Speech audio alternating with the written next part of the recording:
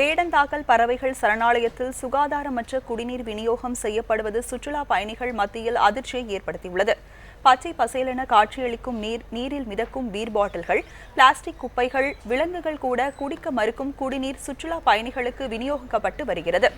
வேடந்தாங்கல் சரணாலய நிர்வாகம் காஞ்சிபுரம் மாவட்டம் மதுராந்தகம் அருகே உள்ள உலக புகழ்பெற்ற வேடந்தாங்கல் பறவைகள் சரணாலயம். இங்கு உலகம் முழுவதிலும் இருந்து சுற்றுலா பயணிகள் வந்து செல்கின்றனர்.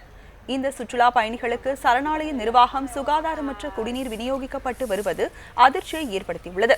இந்த தண்ணீரை குடித்தால் உடல் சீர்கேடுகள் ஏற்படும் அபாயம் உள்ளதாகவும் கூறுகின்றனர் சுற்றுலா பயணிகள். கிணத்துல வந்து பார்க்கும்போது குடி தண்ணீர் வந்து சரியில்லைங்க. தண்ணி வர விசிட்டர்ஸ் பார்வையாளர்களுக்கு மேலே ஏறி வெளியே குழலாம் அமைச்சிருக்காங்க.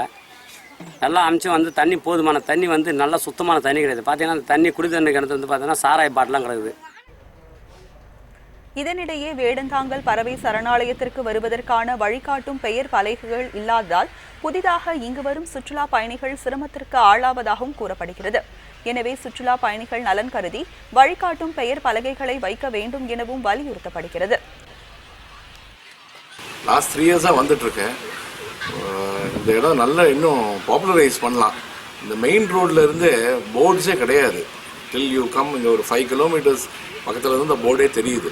ஆனால் சென்னை ட்ரிச்சி அந்த ஹைவேல அந்த போர்ட்ஸ் வச்சா நிறைய பேருக்கு தெரியும்.